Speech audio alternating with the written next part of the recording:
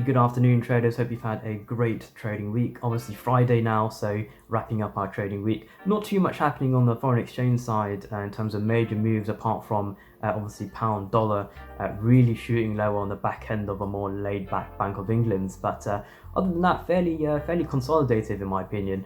Also very mixed on the equity side, but on the commodities, recently oil broke $40 per barrel, which is a huge pricing point, sorry. And we can account that to two core reasons. Number one being the recent OPEC meeting with Kazakhstan and Iraq, and the second one being easing tensions between US and China. So going back to the first point then, which is arguably, in my opinion, the most important point in terms of why oil has been able to push above that $40 per barrel sort of hurdle there in terms of pricing.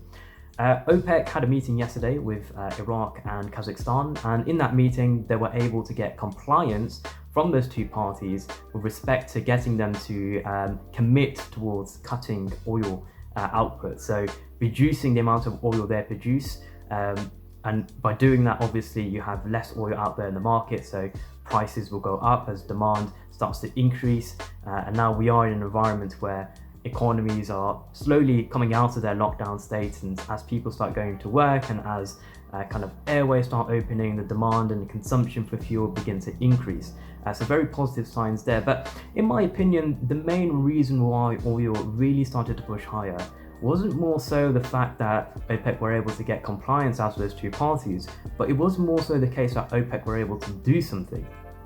Now, as you recall, oil took a real bad tumble when Saudi Arabia came into the oil market and they flooded it with really cheap oil. And this was part of a bid war between Saudi Arabia and Russia.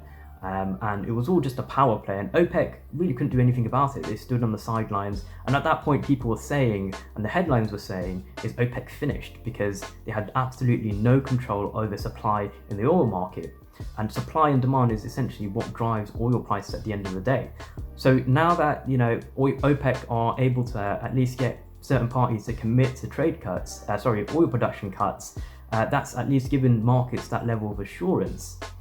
Also, to add to that in terms of positive factors, Brent has recently entered something called backwardation.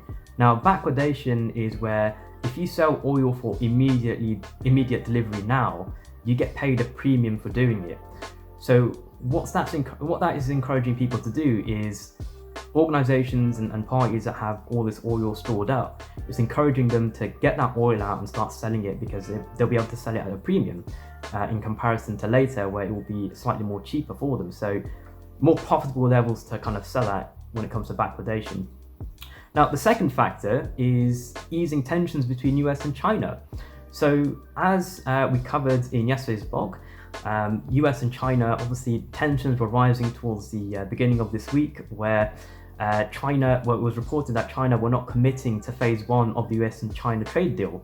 And one of the core sort of agreements there was that China agreed to purchase and commit to purchasing around $200 billion more worth of US goods.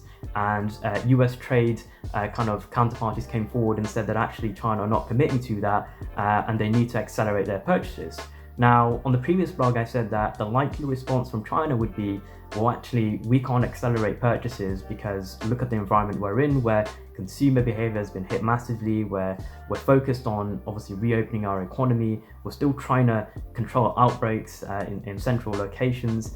But actually, China were very much the opposite. They were actually compliant. They said, you know what we'll do? We'll actually accelerate purchases in the agricultural sector. And that's a very key sector between US and China. So really easing tensions between US and China there, who are both very key producers of oil.